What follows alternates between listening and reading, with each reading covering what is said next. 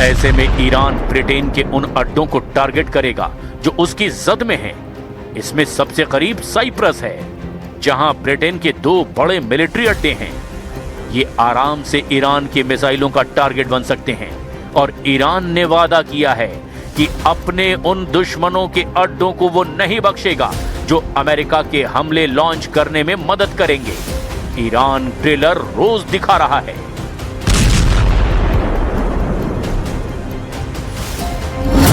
खाड़ी में अमेरिका की तमाम ताकत का जखीरा माने जाने वाले 3 अड्डे ईरान ने उड़ा डाले।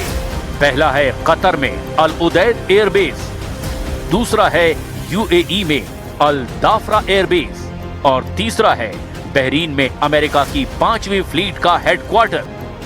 ये तीनों अरब वर्ल्ड में अमेरिकी सेना के नर्व सेंटर माने जाते हैं, या अब कहें कि माने जाते थे।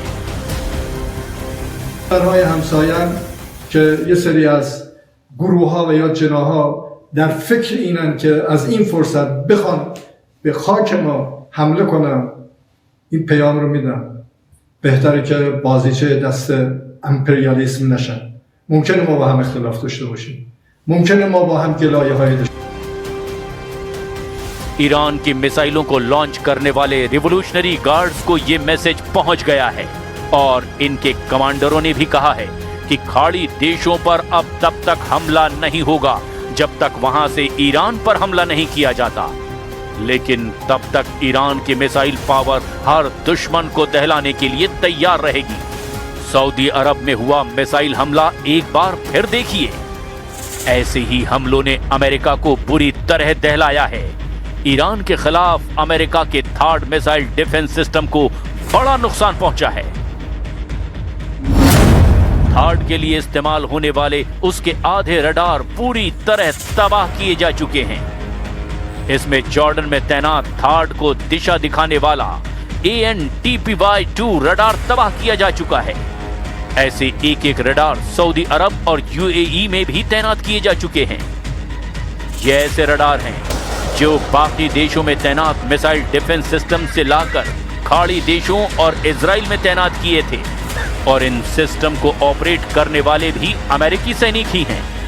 यानी ईरान ने अब खाड़ी देशों में अमेरिका के डिफेंस अड्डों को करीब करीब खत्म ही कर दिया है और अब ईरान कह रहा है कि आगे हमला तभी करेंगे जब वहां से हमला किया जाएगा।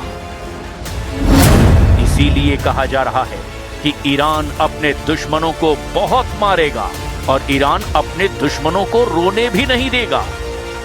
ईरान ने नई चुनौती समंदर में देनी शुरू कर दी है।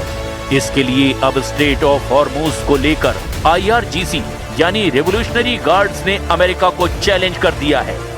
ईरान की नेवी करीब करीब खत्म हो चुकी है, लेकिन अमेरिकी बेड़े की तरफ क्रूज मिसाइल दागकर उसने कैरियर डुबोने वाला इरादा भी फिर जाहिर कर दिया है।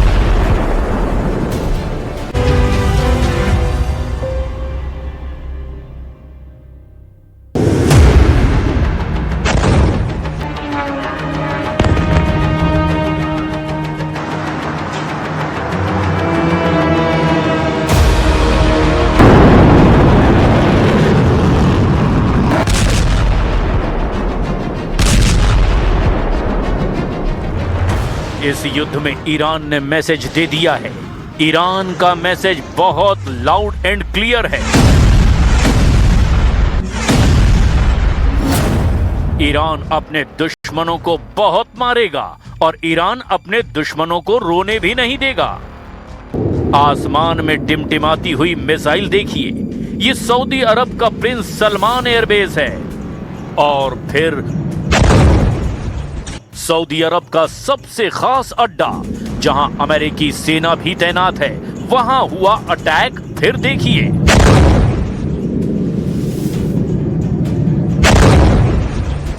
दुबई एयरपोर्ट पर हुआ हमला। कामिकाज़े ड्रोन ने हवाई अड्डे पर एक हैंगर के पास किया ब्लास्ट। इस धुएं में इतनी ताकत है कि हर खाड़ी देश में टनों वजन का खौफ पैदा कर सकता है। अमेरिका और इजरायली हमलों को लगातार जवाब दे रहा है ईरान, और अब उसने ऐसा फैसला किया है जिसने खाड़ी देशों को राहत पहुंचाने की बजाय वहां बहुत ज्यादा बेचैनी पैदा कर दी है।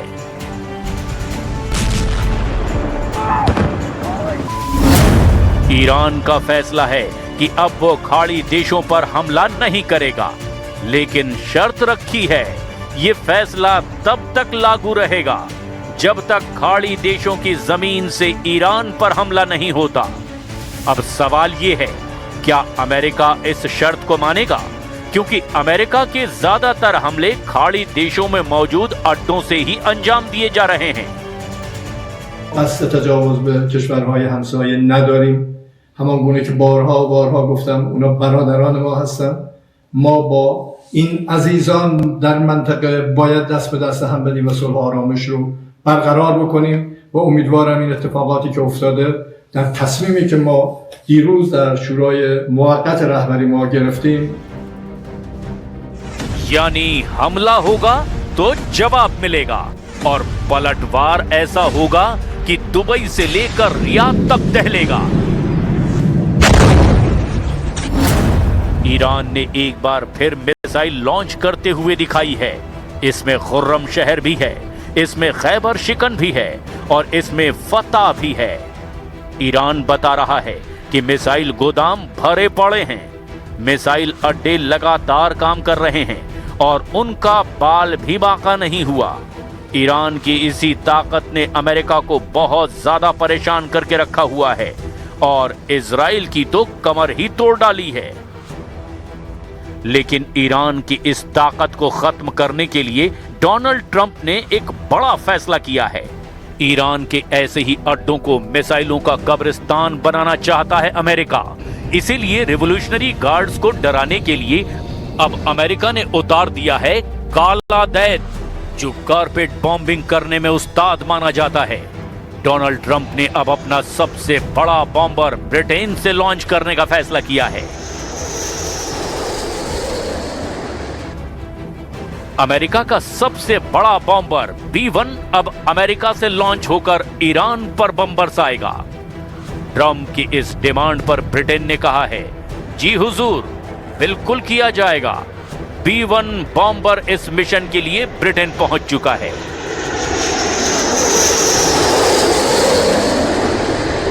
अमेरिका के पास 60 से ज्यादा B-1 बॉम्बर हैं। ये 34,000 किलो के बम या 24 क्रूज मिसाइल लेकर उड़ सकता है। रफ्तार 1,500 किलोमीटर प्रति घंटा है। ये सुपरसोनिक रफ्तार है। B-1 बॉम्बर अमेरिका का सबसे भरोसेमंद और उसकी बॉम्बर्स वाली फ्लीट का वर्कहॉर्स कहा जाता है। ये सबसे तेज रफ्तार से उड़कर दुनिया की किसी भी लोकेशन पर पहुंच सकता है। ये ऐसा काला दैत्य है जो अकेले के दम पर कई मोर्चों पर ईरान की ताकत को एक झटके में खत्म कर सकता है। Because we are completely decimating them. As I said earlier, we've taken out nearly 30 of their ships. Their navy has been deemed combat ineffective. 90% reduction in ballistic missile retaliatory strikes against the United States and our Gulf Arab and partners in the region. अब सवाल ये है कि Britain से उड़कर B-1 bomber अगर Iran पर हमला करता है तो क्या ईरान लंदन पर पलटवार करेगा? ईरान से ब्रिटेन की दूरी है करीब 4,000 किलोमीटर। क्या इतनी दूरी तक ईरान वार कर सकता है? ईरान के पास सबसे लंबी दूरी की मिसाइल 2,000 किलोमीटर की खुर्रम शहर 4 है, जो कम पेलोड यानी हल्के वॉरहेड के साथ 2,500 किलोमीटर तक वार कर सकती है। ऐसे में ईरान ब्रिटेन के उन अड्डों को टारगेट करेगा जो उसकी जद में हैं। इसमें सबसे करीब साइप्रस है, जहां ब्रिटेन के 2 बड़े मिलिट्री अड्डे हैं। ये आराम से ईरान के मिसाइलों का टारगेट बन सकते हैं और ईरान ने वादा किया है कि अपने उन दुश्मनों के अड्डों को वो नहीं बख्शेगा जो अमेरिका के हमले लॉन्च करने में मदद करेंगे। ईरान ट्रेलर रोज दिखा रहा है।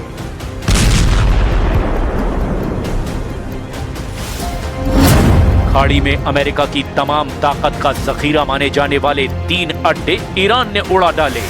पहला है कतर में अल उदैद एयरबेस, दूसरा है UAE में अल दाफरा एयरबेस और तीसरा है बहरीन में अमेरिका की 5वीं फ्लीट का हेडक्वार्टर। ये तीनों अरब वर्ल्ड में अमेरिकी सेना के नर्व सेंटर माने जाते हैं, या अब कहें कि माने जाते थे। کشورهای همسایه‌اند که یه سری از گروه‌ها و یا جناح‌ها در فکر اینن که از این فرصت بخوان به خاک ما حمله کنن، این پیام رو میدن بهتره که بازیچه دست امپریالیسم نشن. ممکنه ما با هم اختلاف داشته باشیم، ممکنه ما با هم گلایه‌های داشته ईरान की मिसाइलों को लॉन्च करने वाले रिवोल्यूशनरी गार्ड्स को ये मैसेज पहुंच गया है और इनके कमांडरों ने भी कहा है कि खाड़ी देशों पर अब तब तक हमला नहीं होगा जब तक वहां से ईरान पर हमला नहीं किया जाता। लेकिन तब तक ईरान की मिसाइल पावर हर दुश्मन को दहलाने के लिए तैयार रहेगी। सऊदी अरब में हुआ मिसाइल हमला एक बार फिर देखिए। ऐसे ही हमलों ने अमेरिका को बुरी तरह दहलाया है। ईरान के खिलाफ अमेरिका के थार्ड मिसाइल डिफेंस सिस्टम को बड़ा नुकसान पहुंचा है।